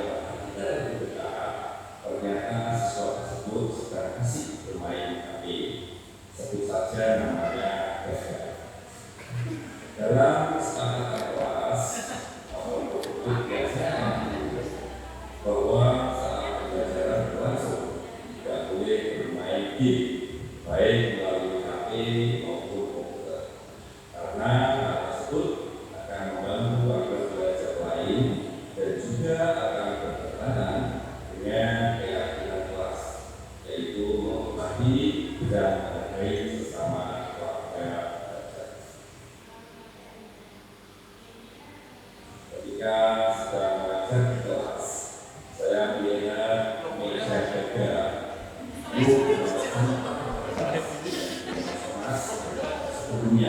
Bapak Ibu tetap fokus pada masalah ya, jangan fokus sama yang lain. Bahwa seluruh warga kita harus menjaga kebersihan, perhatian dan fasilitas kelas. Tidak menjaga jelas melanggar keyakinan kelas bahwa terkait dengan gotong royong dan menghormati sesama warga belajar. Dari kedua skenario tersebut perlu dilakukan tindakan penyelesaian masalah menggunakan segitiga restitusi. Segitiga restitusi adalah proses ciptakan kondisi bagi murid untuk memperbaiki kesalahan mereka sehingga mereka bisa kembali pada kelompok mereka dengan karakter yang lebih kuat. Terdapat 3 langkah dalam segitiga restitusi, yaitu yang pertama adalah menstabilkan identitas.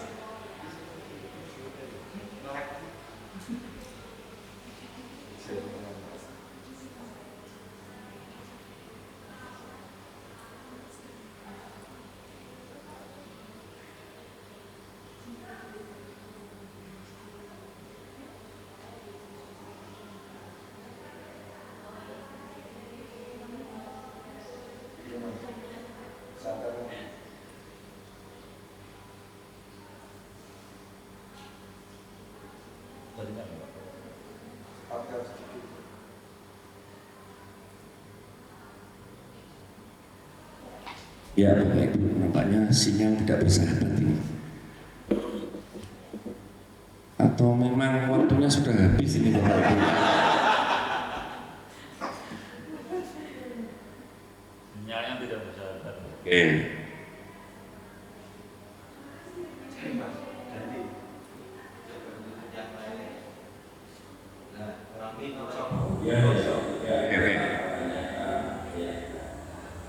Agar lebih jelas, mari kita simak percakapan dalam video berikut ini. Ya, tadi mengenai praktek bukan masih sebenarnya apa ya?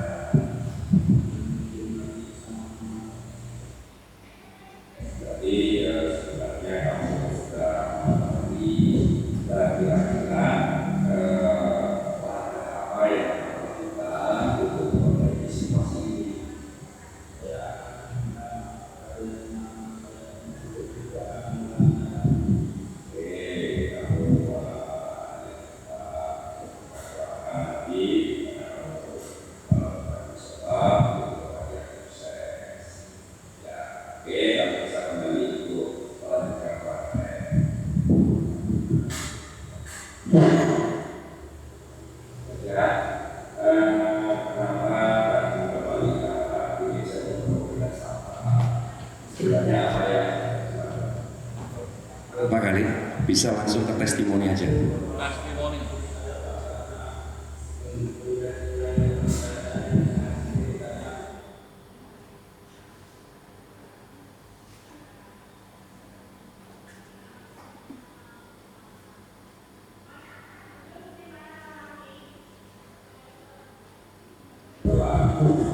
Assalamualaikum warahmatullahi wabarakatuh. Nama saya Bugas Salam. Setelah mendapatkan restitusi dari Pak Sugeng Samsudin, saya merasakan penyelesaian dua kasus yang saya alami sangat guna. Ya Bapak Ibu, nampaknya sinyal tidak bersahabat.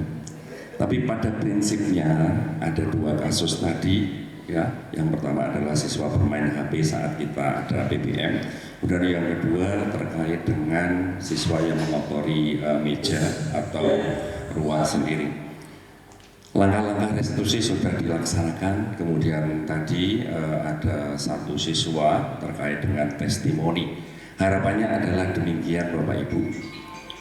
Setelah kita melaksanakan kegiatan pada hari ini, tentunya nanti kita praktekkan bersama-sama. Harapannya langkah-langkah restitusi bisa benar-benar berjalan di dunia pendidikan seperti kita.